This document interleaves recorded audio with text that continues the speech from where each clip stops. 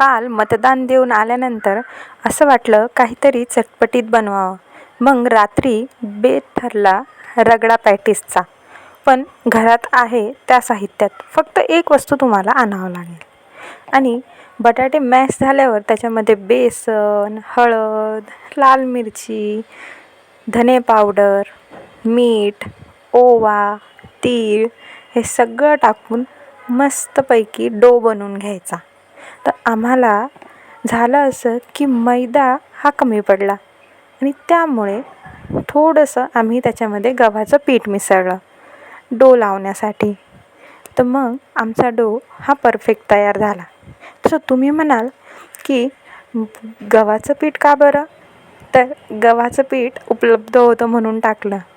पण बाहेर जसा रगडा भेटतो ना, अगदी तसाच तयार झाला होता. आणि महत्त्वाचं, कोथिंबीर तर भरभरून टाकायची, टेस्ट येते ना त्याच्यामुळे. मग एवढं झाल्यानंतर डो लावून घ्यायचा आणि परफेक्ट डो लावून झाला की मग त्याचे छोटे छोटे गोळे करून त्याचे टिक्क्या बनवून घ्यायच्या. फारशा मोठ्या नाही बनवायच्या, नाहीतर आहे ना शॅलो फ्राय नीट करता नाही येत. मग छोटे बनवायचे, म्हणजे आतून आणि बाहेरून दोन्हीकडून नीट शेकल्या जातं. एवढ्या पिठामध्ये आमचे 10 ते 12 टिक्क्या तयार झाल्या होत्या. मग त्यांना तव्यावर पटापटा टाकून मस्त तेल टाकून शॅलो फ्राय करून घ्यायचं. एकीकडे आम्ही वाटाणे हे उकडायला ठेवले होते.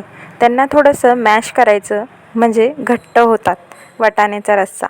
मग त्यामध्ये थोडीशी हळद, धने पावडर आणि पाणीपुरी मसाला टाकायचा आणि चवीनुसार मीठ एवढं टाकून मिक्स करून घ्यायचं आणि त्याची एक उकळी काढायची, ज्याच्याने ते कच्चं राहिल्यासारखं वाटणार नाही.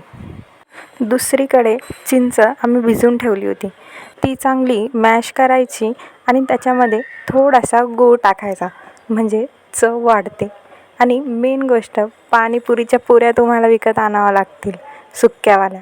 मग ते टिक्क्यांना तोडून त्याच्यावर पाणीपुरीचे तुकडे टाकायचे, वाटाण्याचा बनवलेला रस्सा टाकायचा, त्याच्यानंतर थोडंसं चिंचेचं पाणी टाकायचं, भरभरून कांदा आणि शेव टाकायला मात्र विसरायचं नाही, ती खूप महत्त्वाची असते. आणि मग काय, सगळ्यांनी बसून त्याला एन्जॉय करायचं. अगदी बाहेरची असल्यासारखी रगडा पॅटीस झालं होतं. मला तर फार आवडलं. तुम्ही एकदा ट्राय करून बघा तुमच्या घरी आणि मला मग नक्की सांगा कसं झालं होतं. चला तर मग भेटूया पुढच्या व्हिडिओमध्ये. Bye bye.